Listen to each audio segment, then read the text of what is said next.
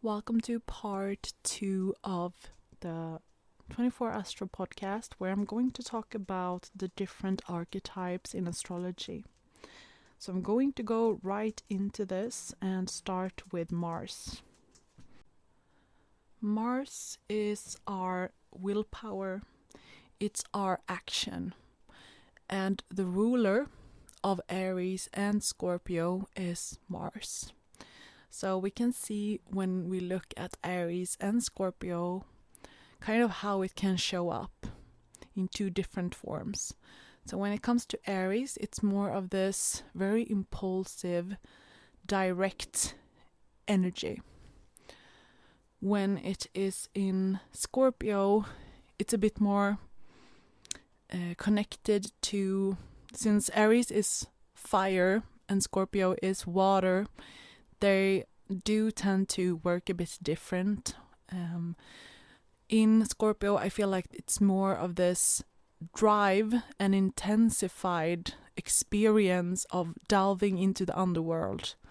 When it's in Aries, it's more concerned with the actual persona. And I do connect Aries and Mars very much to the first spark of the ego breaking away from the oneness of the collective unconscious.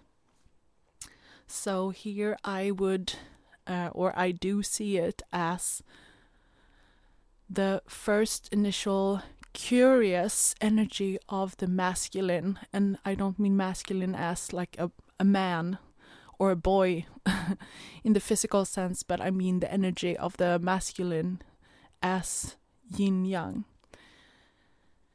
So it is this drive, the action part of the feminine and masculine principle.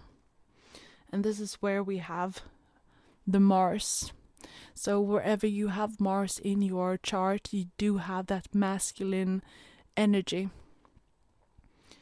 So it's your action, like how you have fire, your internal vital spark. And depending on which zodiac sign it is in, it will express a bit different. One thing to do is to check which zodiac sign you have it in and then check which element it is in. Then that gives you a bit of nuance to how the Mars in you can show up. I do, for example, I can take myself, I do have Mars in Aquarius. So I have Mars in the intellectual because it's a air sign. I do have this willpower to expand my consciousness, and I do also have it in the 4th house. So I have a lot of drive to explore my inner world, which is why astrology is so fantastic for me. When we view astrology as this psychological language to understand our soul. So I do have that willpower, that drive to really go after ideas and intellectual concepts. So Mars in a shadow aspect, depending on the zodiac sign, of course, always depending on which zodiac sign and in what house. But in the shadow aspect, it can become very impulsive and just restless energy. So look out for this. It can become this almost like passive-aggressive energy of not being directed and expressed in the right way. And the positive expression of Mars is this endless life force energy, this direction of clarity and focus to actually do with ease, like the willpower comes naturally. So it becomes your personal power engine when expressed in the right way. And how you express it in the right way is seeing where you have Mars, what zodiac sign, what house, and even looking at the aspects that it makes towards your Mars. And understanding it gives you a way to relate to the energy inside so that you know how to motivate yourself. For a woman, it also is this masculine principle that you might, if you're not very balanced in your Mars energy, you might look outwardly in a partner for it to be met.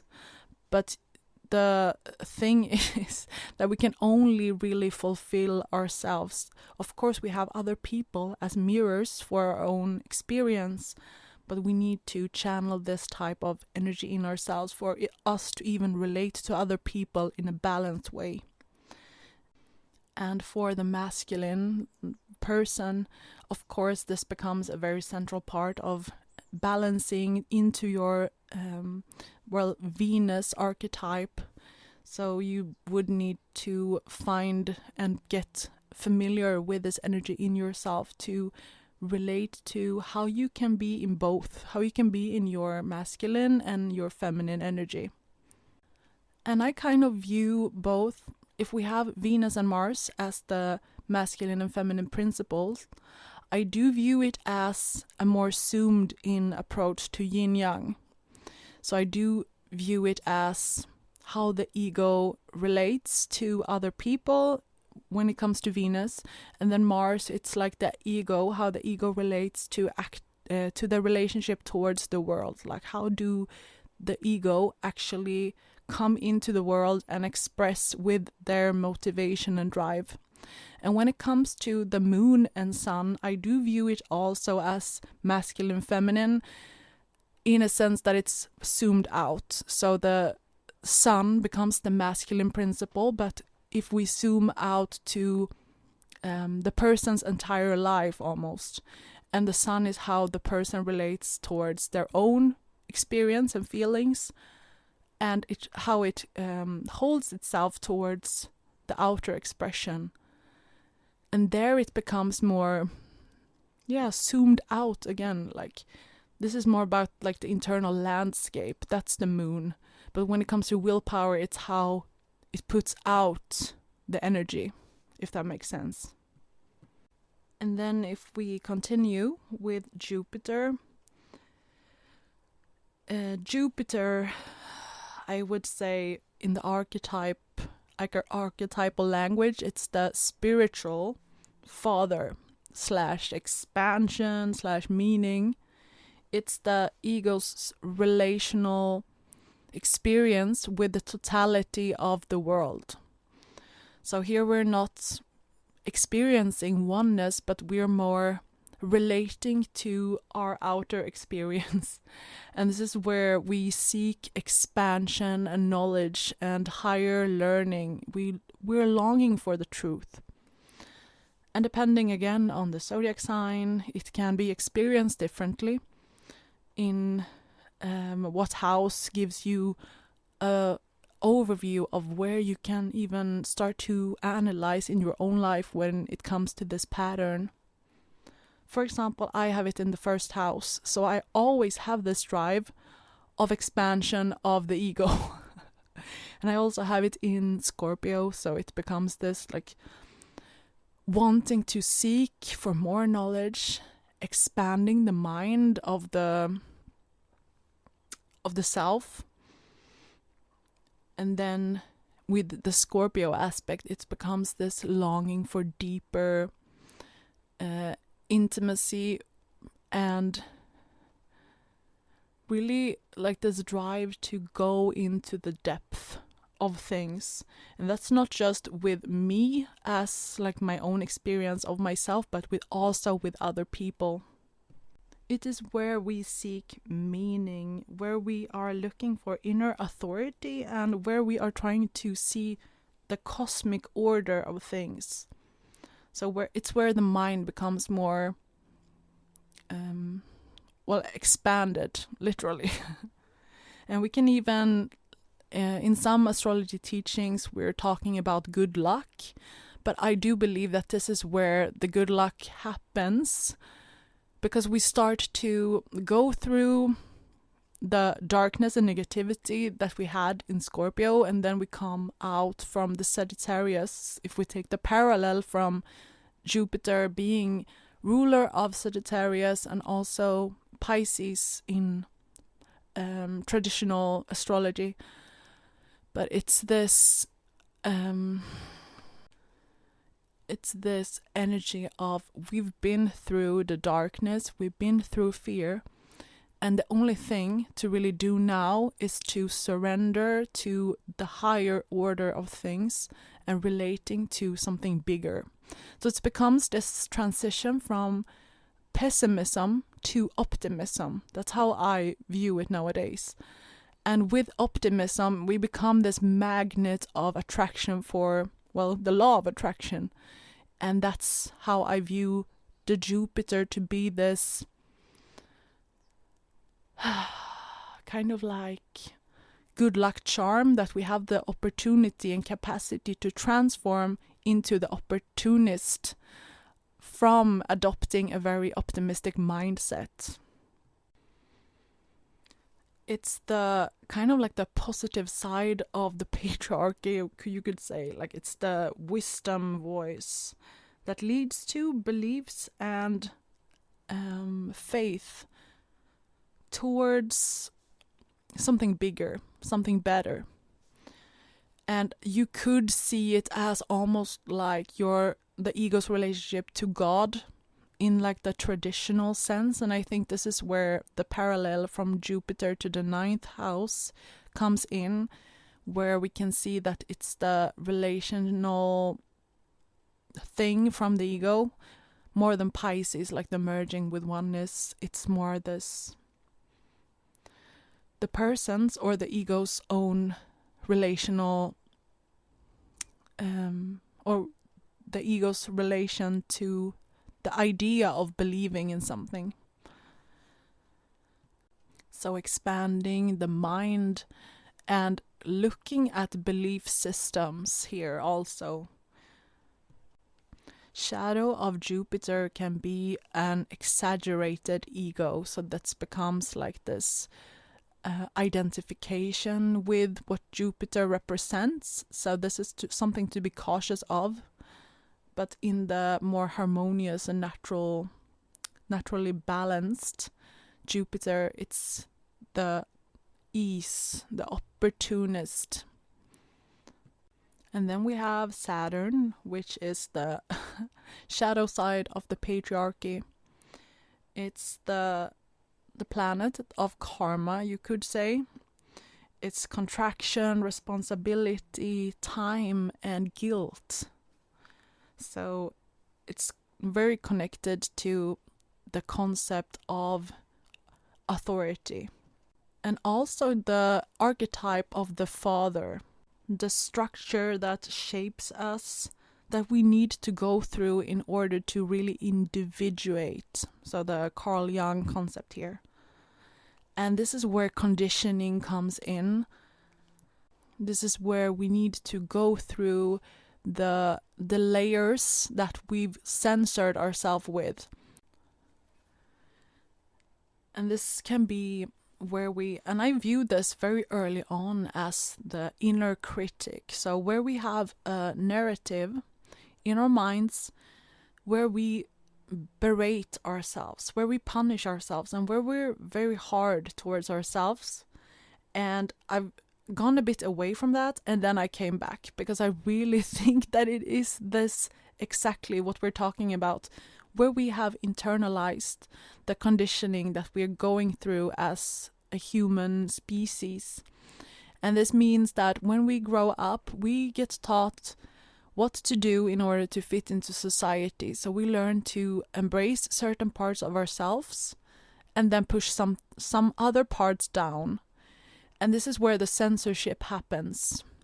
So for example, depending on where you live, your age, your gender and stuff like this, you get taught that, let's say, being super loud is not very appropriate for a girl. You should be sitting in the corner, looking pretty and be quiet. This could be something that you get taught by your school and family. And not this consciously, but in the way that it's modeled to you and maybe your parents' beliefs. That you notice that they scold you for being the opposite of this. So if you were a child and were very loud, they would tell you off, and you get taught certain beliefs here that it's not okay to do this. When I do this, I get scolded from my parents. They don't approve. And that stores as memories inside you that this is not okay. So you get a belief system. And this belief system shapes who you are and your persona, your ego. And then eventually, after you're a teenager, you have kind of like these belief systems put on top of you, of your essence. And this is where this persona comes in. And this is the spiritual path. We learn to break these conditionings to get into the essence again, because we have this suffering feeling of just being a civilized, trained human, and punishing ourselves for when we are not living up to that ideal that we have. And you can really get in contact with your persona, your ego, by thinking of how you try to perceive yourself, or how you try to show up when you are in a job interview, or when you are at the first date. That's how you want to be perceived. But in reality, we all have a lot of shadows. We all have a lot of inner demons that we are battling with and trying to hide, because they bring up shame if we're expressing them. And shame is this inner disciplinary system that we've adopted from the conditioning to keep us in line so that we fit into this tribe, because we believe that if we do show our shadows, we will be excluded. This is Saturn to me, where we have this conditioning and the inner critic telling us that we should be in a certain way. And of course we do have it in a lot of areas in our lives, but we might have it extra in a certain aspect in our chart. So depending on the house and the sign. And this is not like a complete hopeless placement, because we do have the censorship and it brings up a lot of restriction. But eventually you will get faced with this pattern. And then after we have our Saturn return, which is around 28, 29, 30 years old, depending on who you are, like how Saturn was placed when you was birthed into this world. But after your Saturn return, it might get a bit of relief in this area. For example, I have Saturn in the 5th house in Pisces. So this is the spiritual, like this, spiritual self-expression, creativity, being in the merging with the collective unconscious.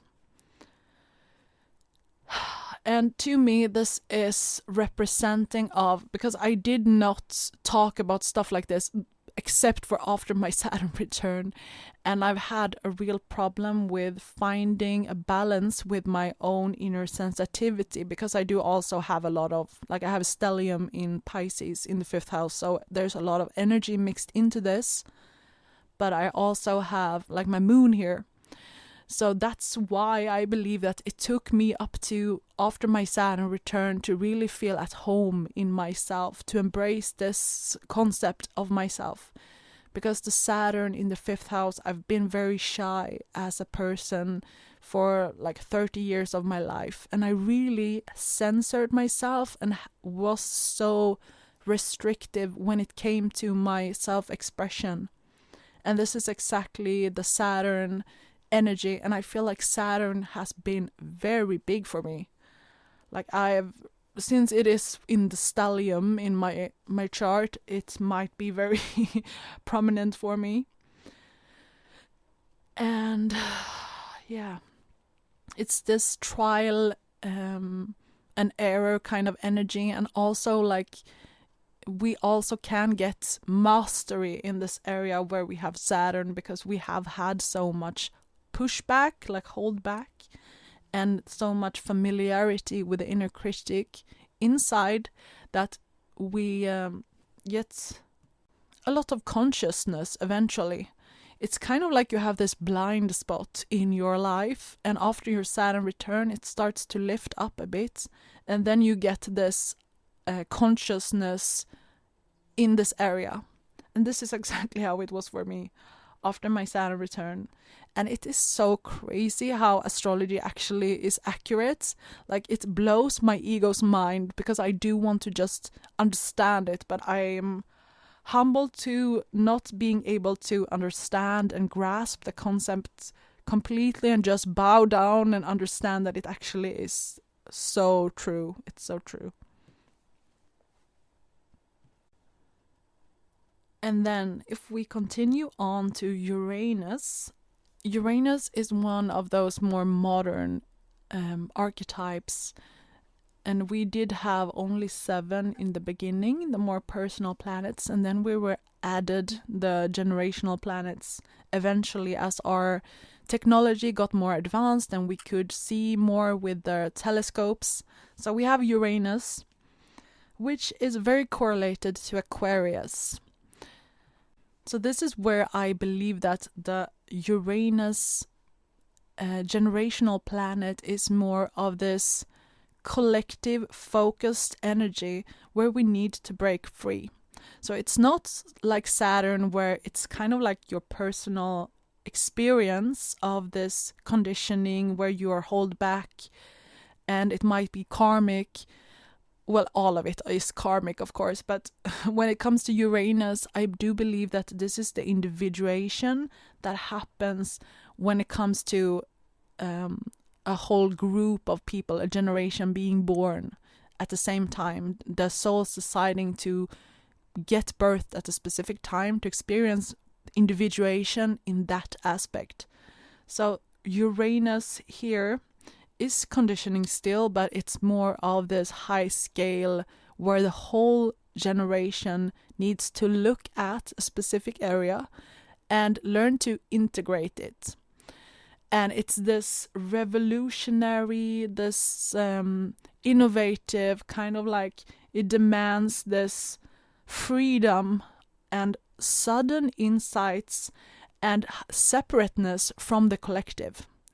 So it's kind of like if we have Aries as the spark of energy and life into the literal form, the Uranus is the liberation from suffering, from the conditioning, from the patriarchy, but in a way that it's almost like it needs to separate itself from the group so that it can be its own person. Because our Uranus and Aquarius, it's a lot about the ego's relationship to the humanity, so the whole collective. And we need uniqueness here. We need to separate ourselves. It's the self-initiating transformation, and not like the Pluto, which is more laden with darkness and need for transformation and rebirth, but the Uranus is more this just curious spark of wanting to grow out of the totality of humanity and go its own way. This is Uranus, and this we can look at maybe like from the different tribes in our life, like from how does our Uranus live when it comes to our family? Where do we feel separate from the rest of the collective? So depending on where, in which house and in what zodiac sign you have it, you get more context here. But this is where you want to separate and become your own personal being. If we continue with the collective and generational planets, so the planets that are less personal, we have Neptune. And this is the mystic, the transcendent energy, where we are tapped into the collective unconscious. And I do like to think of Pisces and Neptune and the 12th house to be more like this picture of Avatar is what I get, and the braids that they have, and they tap it into the trees and to each other, and they get connected to the network. This is like kind of like how I view Pisces and Neptune and 12th house. So it's this tapping into the collective unconscious, the oneness field. And we all have this relationship to the oneness in one type or another. But Neptune is the higher octave of the moon, so it's really connected to the feeling realm. And it's this enlightenment and illusions and projection and lost identity when it comes into the shadows. So this is where we can get lost and overwhelmed. And we might get very disillusional and feel like it's not very clear wherever we have Neptune. It can even be that we do spiritual bypassing in this area. Wherever, in which house we have it in the zodiac sign, we have this kind of like disconnect that happens, also like blind spots, that we're overwhelmed by this energy, so we might try to skip it and ignore it, but it's actually still there, and we need to put boundaries, and we need to learn to how to hold this energy. And I've had the longest time where I did not understand Neptune. And I find that very ironic because it's so loose in its translation.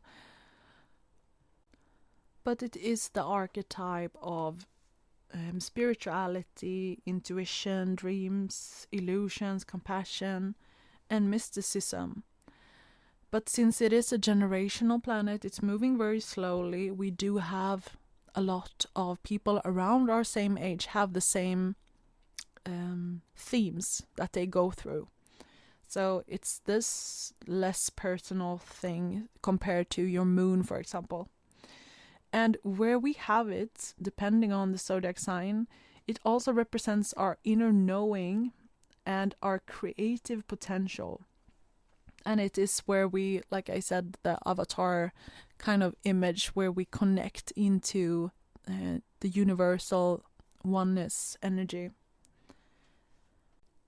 Another shadow thing here for Neptune is addiction or escapism. So where it's this again, where we feel overwhelmed because the energy is so big, and where we need to learn how to cultivate boundaries is really the thing with Neptune. I feel like it is kind of like this taste test of the soul. And the moon still is like the more personal flair. This is more where you have this inner or more personal experience, but the Neptune is more like connected to the oneness. And I think I said this in a video that I do think like the moon, we would think it as like a hierarchy, like Neptune is above, like it's the part of the collective unconscious, like the over soul of every humanity's soul. And then if we go into a bit more like a personal life, the moon is a smaller piece of cake, if you think of it like that. And then you have like the rest of the chart, but it's kind of like this entryway. So the moon is a bit more of the soul, and then we have Neptune, which is the bigger soul, if that makes sense. And then we have Pluto, which I have Pluto in my first house. I'm a Scorpio rising, so this idea of Pluto is very huge in my incarnation. But it's the shadows mastery. It's the transformation, the death and rebirth. And for the longest time when I tried to understand Scorpio rising and Pluto, I really tried to wrap my head around what it meant with the birth, the rebirth. And I've come to understand it as it's the concept of change. And the concept of change to not cling into an old self-image. So it's kind of like if you think about yourself for since you were maybe 10 years ago, you are not that person. And the idea of that person is dead. You are someone new. You always are someone new. In every day, in every instance, you are someone new. And for the Scorpio, we are forced to go into the change all the time, and it's a very deep change. It might demand that you let go of the image that you had. And if you don't, you will feel a lot of fear and resistance because you are supposed to. And this is that is like the Scorpio rising and stuff like this. When we have Pluto as an archetype, it represents trauma, where we have control issues, where we have shadows, and where we are asked to level up. And it is a generational planet also, so that affects a lot of people. And when I'm saying generational planets, I mean that it's, if we look at the personal planets being zoomed into your own life, depending on your circumstance of where you live, your age, and etc. When we have generational planets, it's more that we're working with collective energies. And collective energies, I mean like tribe energy. I mean like it affects, we could say that a collective could be where you live, for example. It could be your school, that is a tribe in itself. But when it comes to generational planets, it's all the humans, all that are born during the same period. And that thing that shapes them during the same period depends on all humanity's trends up until that point. And we can see the collective being in certain trends depending on like the financial situation, wars, things that happen in the mainstream. Everything affects the collective's condition. And when a collective or a generation is born, they get affected by their parents' current life status and their beliefs and their like feelings and states of being in that time and that generation that they are born into and where they come from.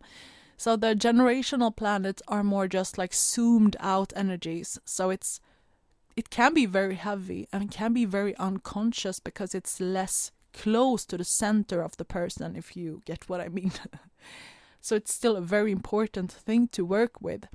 But realizing that it might be ancestral, it might be that you're affected by your parents, because we can see the trends in the generational planets. For example, your mother might have Pluto in a different sign, and the sign that she had it in is a sign before the one that you have, and so on. So, and all of the zodiac sign in the wheel have a complementary effect from the one prior. So it works in this balancing effect.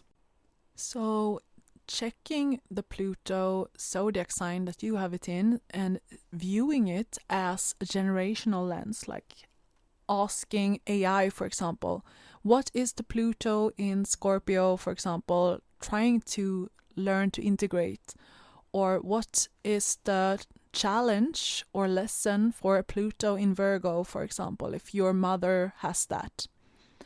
And seeing your parents' Pluto's placement can be very interesting for yourself to learn what they have as a challenge, and also working with shadow work for that Pluto placement can be very interesting to do. That gives you another nuance, and your own Pluto, the generation when you were born, gives you a key insight to what was the trend where you were born and what shaped you and your conditioning, and what do you need to integrate, what is very triggering for you, and what do you need to embrace, what do you have a lot of fear about, what is your challenge. And it will be a bit challenging, like it can be very triggering depending on what sign it is in. That gives you really the clue here of what do you need to integrate, because when you do your Pluto you get a sense of empowerment. You start leaking empowered energy towards other people and start to give yourself that authority, really, because you don't give the fear regarding the certain aspect that you have it in, like depending on, again, like what house and sign, but that is the area where you might be leaking your empowered vital energy towards others. And when you do your Pluto well, you take that back. You take the energy with confidence back, because you realize you can stand in that fear. You can transmute it. And this is where the change needs to happen. This is the death and rebirth of something.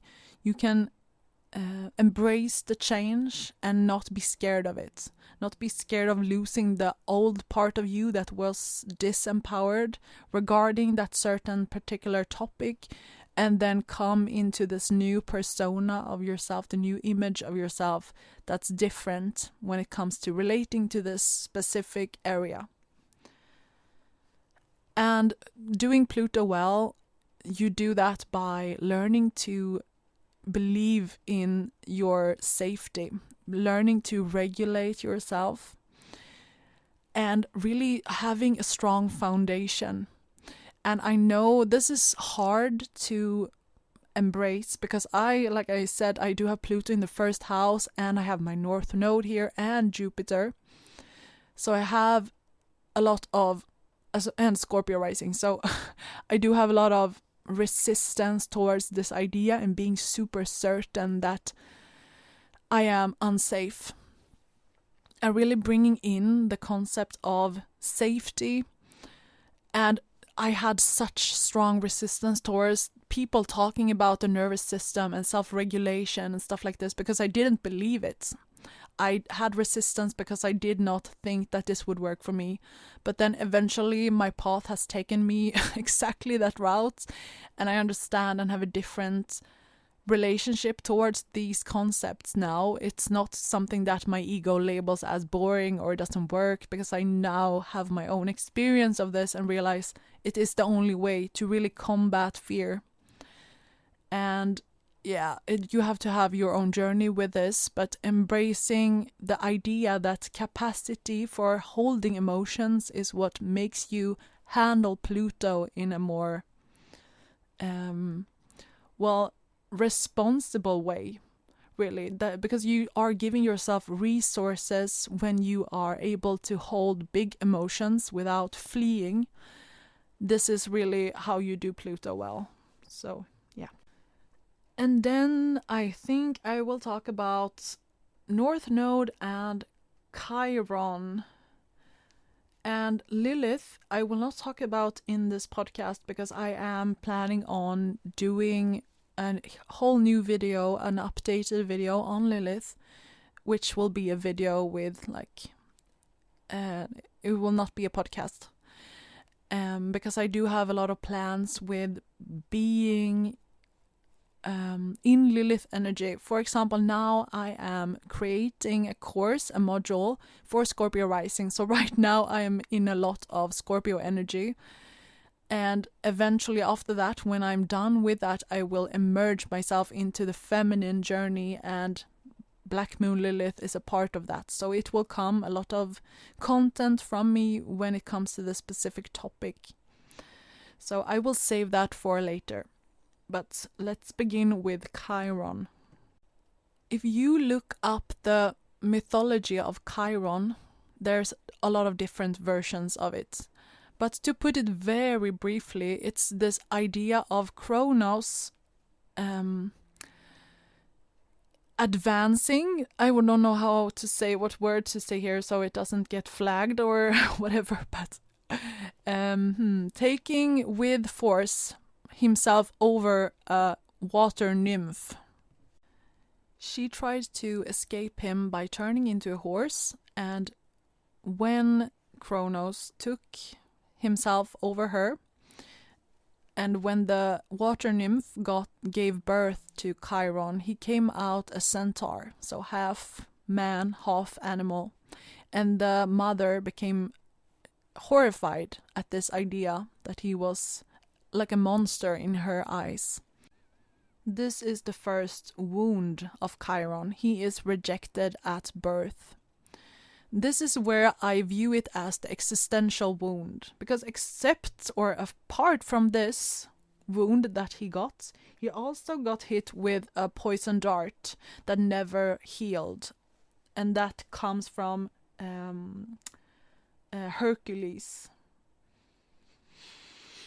And that's later. So Chiron has this double wounding, and the first wounding being from being rejected by his mother. And I think this symbolism of Kronos, the father of time, if we view Saturn as Kronos, we see kind of like the patriarchy taking advantage of the feminine against her will, and then a monster comes out. And I do view it this way up until this point. I haven't heard a lot of people talk about Chiron in this way when it comes to analyzing the mythology. But this is how I've intuitively come to understand the Chiron wounding. And it's the wound that happens from the patriarchy betraying the feminine.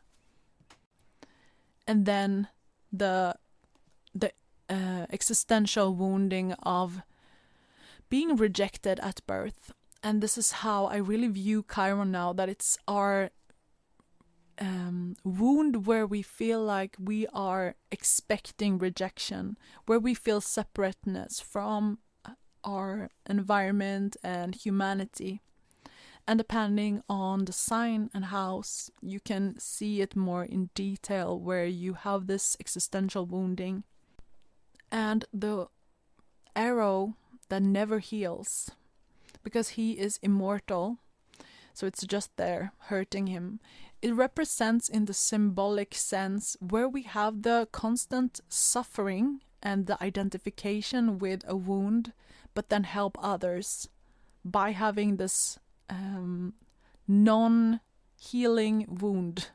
And there's a different kinds of interpretation of this, if we will never get healed in this area, or if it's just that it has less and less power over us. And I do believe in the second, that it might not never disappear, because we will have still memories towards this particular theme in our life, but it might be that it becomes less powerful with time, and eventually it might just be like this ghost of association that happens when we are in this particular life theme.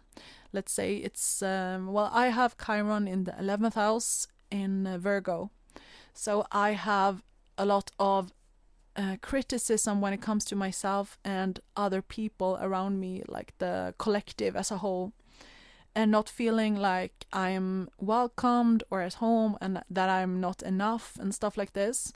And before, it's been such a journey with this Chiron placement for me, because I've let's say 10 years ago, I would never imagine talking about this in front of the collective like this on YouTube. Never. But now with time, it's become less and less paralyzing. And I've learned to validate myself in a whole different way, and I've grown and stuff like this.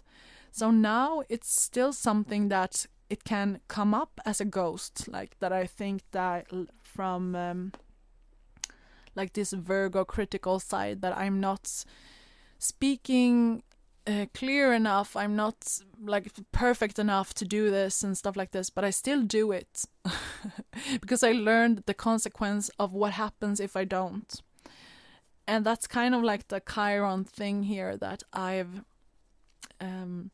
wounded in this area, and I think this is where I have a past I mentioned a lot of times of social anxiety, and this is the ghost of that, like the separateness of the wholeness. And I do think also, because I do have a lot of Aquarius things in my chart, or not a lot of things, I have 2 planets in Aquarius, but it is my sun, so it's very, very big. And then also, since Chiron is in the 11th house, which is parallel to Aquarius, it becomes a bigger deal, since I do have a wounding in the energy of what my sun represents.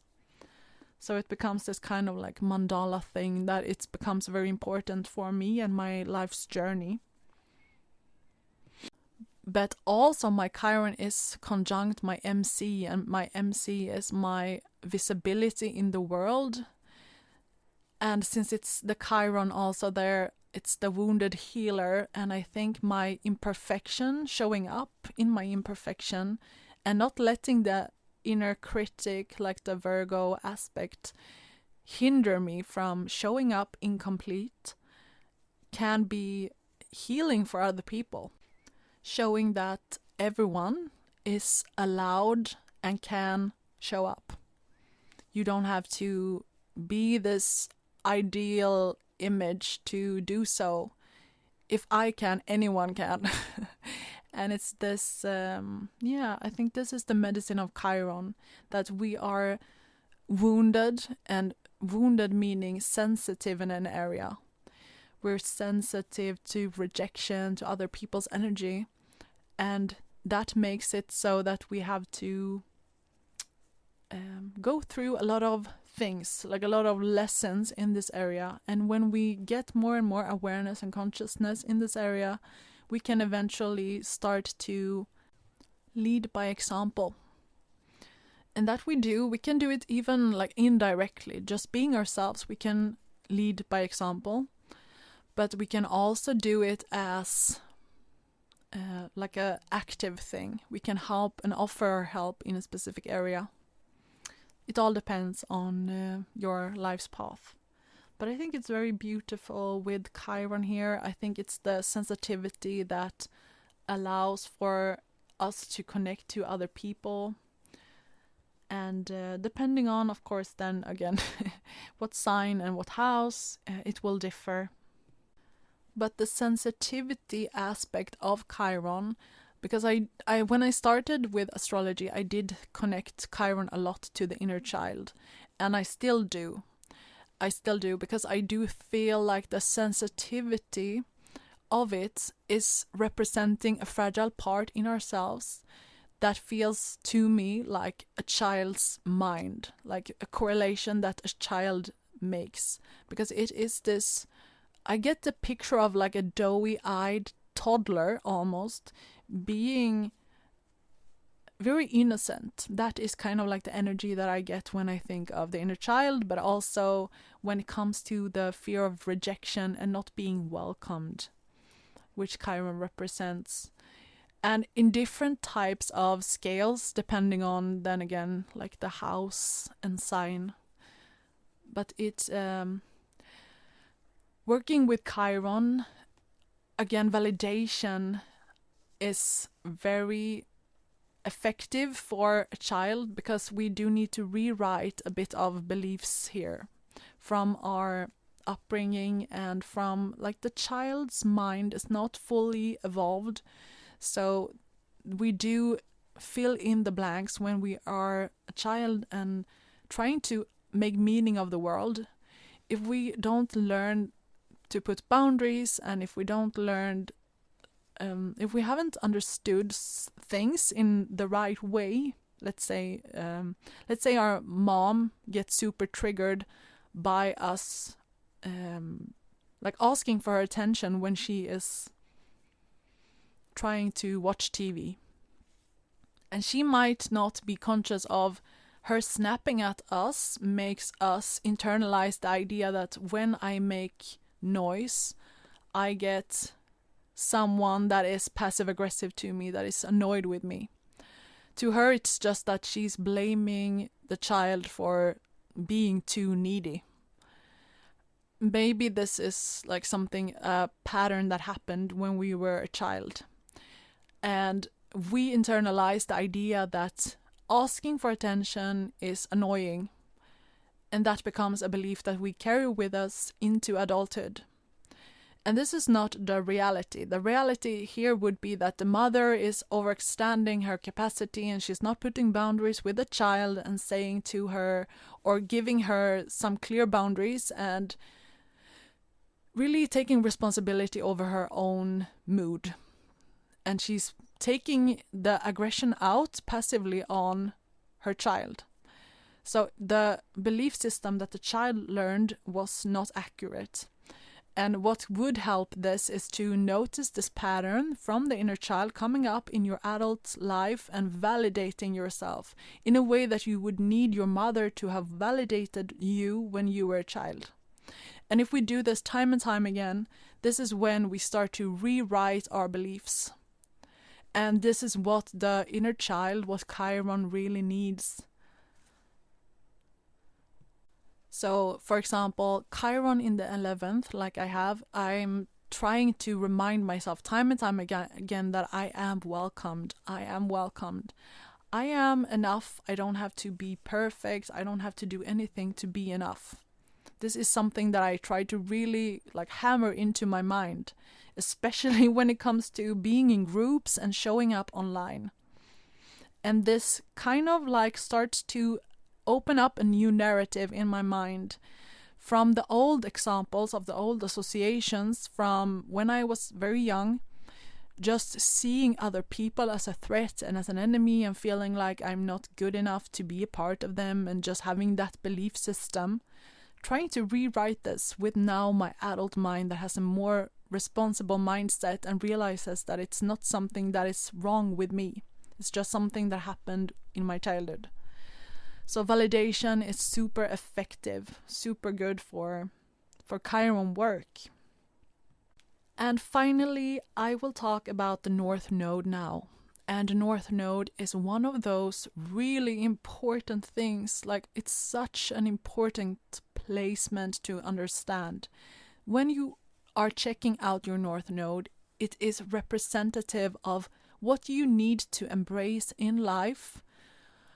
And if you look at it from an evolutionary astrology kind of way also, I don't know what kind of way you are using astrology, but I do see it as the psychological aspect with the evolutionary esoteric lens on top. So I do think that we incarnate and have multiple lives, and we have a soul that shows this pattern that we are incarnated into to experience a specific theme, and it's reflected in the natal chart. And therefore, with evolutionary astrology, we can use the North Node as a way to see what the soul is trying to learn in this lifetime. And if we are checking the South Node, which is the opposite of the North Node, we can see what energy and what life theme we have in the past learned or not learned and integrated completely, but it's in the past lives, so we're a bit more familiar with it. So if we're checking the South Node, we can see what we have in the past been in, what kind of energy we've been in. So we're familiar with it, so it's more in our comfort zone. But the North Node, it's the new, it's the outside the comfort zone. I'm gonna keep taking myself as examples because it's easier. But let's say then, because I do have North Node in the first and South Node in the 7th house in Taurus. So in my past, and also the South Node is just not past lives, it's also our upbringing, what the family system has taught us.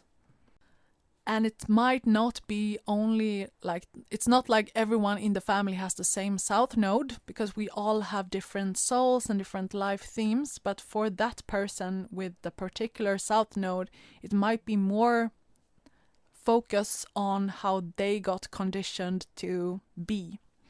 So my South Node is in the 7th.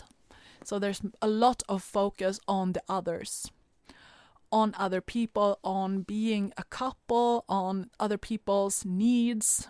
And in Taurus, it becomes this also concern with safety with other people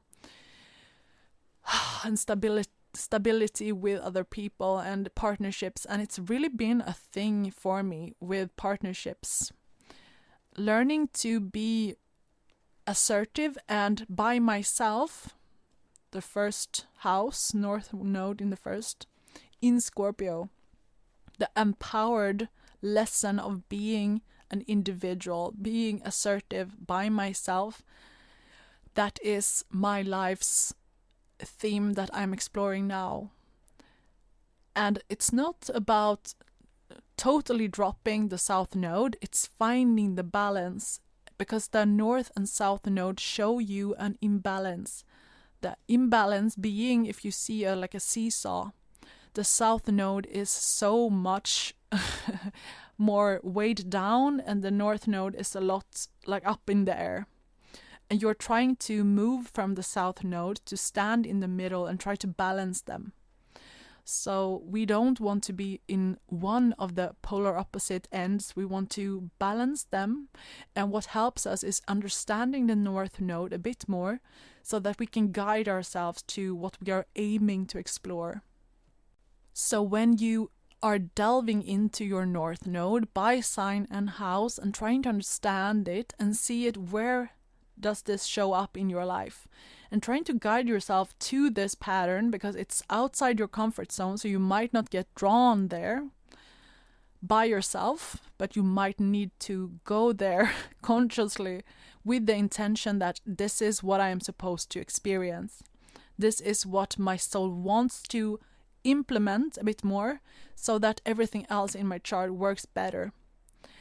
And when you do your north node, you do get some validation, I feel, from personal experience. You do get rewarded by the universe when you are doing your north node.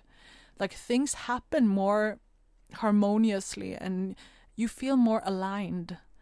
And it's not always like this, because it is outside your comfort zone. You will most likely become very triggered when you are too much in the north node. So there is the concept of the seesaw again, like finding the middle point, the balance, but embracing the north node with your consciousness and trying to remind yourself time and time again that this is an energy that we need to integrate a bit more.